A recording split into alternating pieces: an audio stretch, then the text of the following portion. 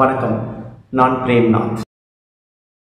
Japanese காஞ்சி, ஜப்பானிய மொழியில் இருக்கிற அந்த காஞ்சியை எப்படி ஞாபகம் வச்சுக்கிறது, அப்புறம் நிறைய ஒரு காஞ்சிக்கும் நிறைய ரீடிங் இருக்குது. 5 ரீடிங் 6 ரீடிங் இருக்குது. அது எல்லாத்தையுமே படிக்கணுமா அப்படின்னு பலருக்கு பல கேள்விகள். அதை பற்றி இந்த காணொலியில் பார்க்கலாம். முதல்ல ஒரு காஞ்சி படிக்கிறீங்கன்னா அதில் இருக்க எல்லா ரீடிங்கும் படிக்கக்கூடாது, படிக்க வேணாம். படிச்சிங்கன்னா நிறைய எதையோ படிக்கிற மாதிரி கஷ்டமாக இருக்கிற மாதிரி இருக்கும். பலருக்கு அந்த பிரச்சனை தான். மொத்தம் பார்த்தீங்கன்னா இப்போ இருக்கிற அந்த மாடர்ன் டிக்ஷனரியில் ஒரு 10,000 காஞ்சி கொடுத்துருக்காங்க. 10,000 காஞ்சி. அது 10,000 படிக்கணும் அவசியம் இல்லை. விருப்பம் இருந்தால், ஆர்வம் இருந்தால் படிங்க. ஆர்வம் இருந்துச்சுன்னா 10,000 படிக்கலாம். ட்ரெடிஷ்னல் காஞ்சி 80,000 காஞ்சி இருக்குது. 80,000 வேணால் படிங்க, உங்களுடைய ஆர்வத்தை பொறுத்து இருக்கு. ஆனால் அன்றாட வாழ்க்கையில் செய்தித்தாள்களை படித்தா கூட புரியும். நீங்கள் 3,000 காஞ்சி படித்தாலே போதும். 3,000 காஞ்சி படித்தாலே செய்தித்தாள்களில் இருக்கிறது கூட புரியும். 3,000 காஞ்சி போதுமானதாக இருக்குது. அது எப்படி படிக்கலாம் அப்படின்னா, ஒரு நாளைக்கு 2 காஞ்சி படிங்க. அதுக்கு எல்லா ரீடிங்கும் வேணாம், எந்த ரீடிங்கும் வேணாம். அந்த காஞ்சி எப்படி பார்த்து படிக்கணும்னே தெரிய தேவையில்லை. 2 காஞ்சி கையில் எழுதிக்கோங்க, பார்த்து எழுதிக்கோங்க. இல்லை பிரிண்ட் அவுட் எடுத்துக்கோங்க. இல்லை 2 காஞ்சியை மொபைலில் வச்சுக்கோங்க.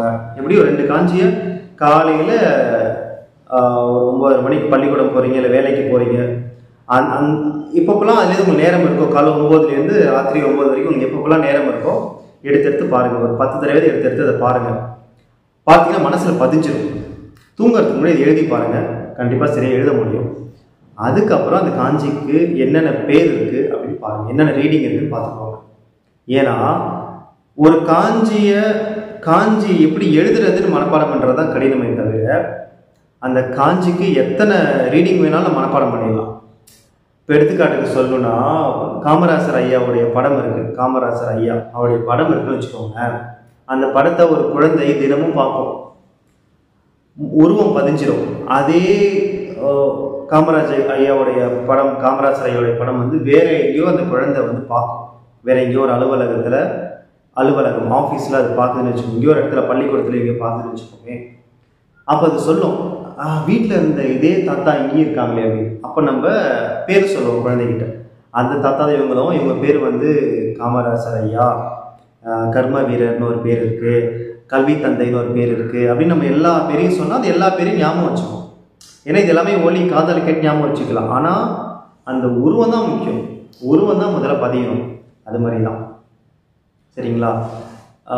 காஞ்சி அந்த உருவம், அந்த கேரக்டர்ஸ், அந்த ஸ்ட்ரோக்ஸ் பதியணும். அது எப்படி எழுதணும், அந்த காஞ்சி பதிஞ்சா போதும்.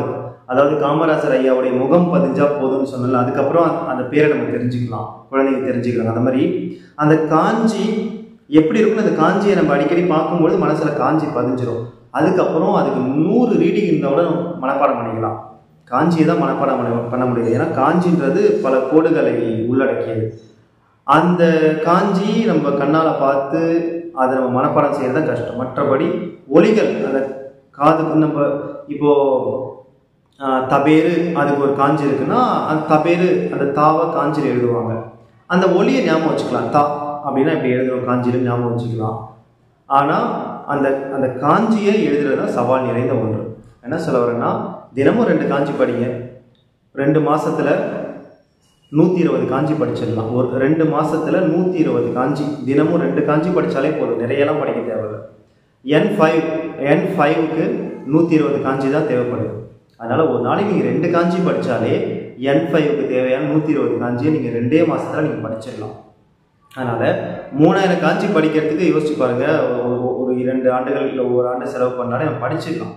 ஒரு தொடர்ந்து நீங்கள் 2 காஞ்சியாக படிச்சுட்டு வரீங்க, ஒரு 6 மாதம் தொடர்ந்து படிச்சிங்கனாலே உங்களுக்கு அந்த காஞ்சி மேலே ரொம்ப ஆர்வம் வந்துடும். நீங்கள் அதுக்கப்புறம் நிறைய படிக்க ஆரம்பிச்சிருவீங்க. ஏன்னா அந்த காஞ்சி இப்படி தான் இருக்கும் அப்படின்ற ஒரு அறிவு கிடைச்ச பிறகு நம்ம ஒரு நாளைக்கு 10-20 படிச்சிடலாம். அதுக்கப்புறம் சரிங்களா? ஆரம்பத்தில் 2 படிங்க.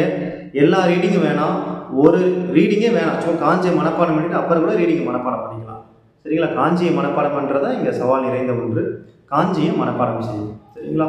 வேறு ஏதாவது சந்தேகம் இருந்து கேளுங்க, சொல்கிறேன். நன்றி.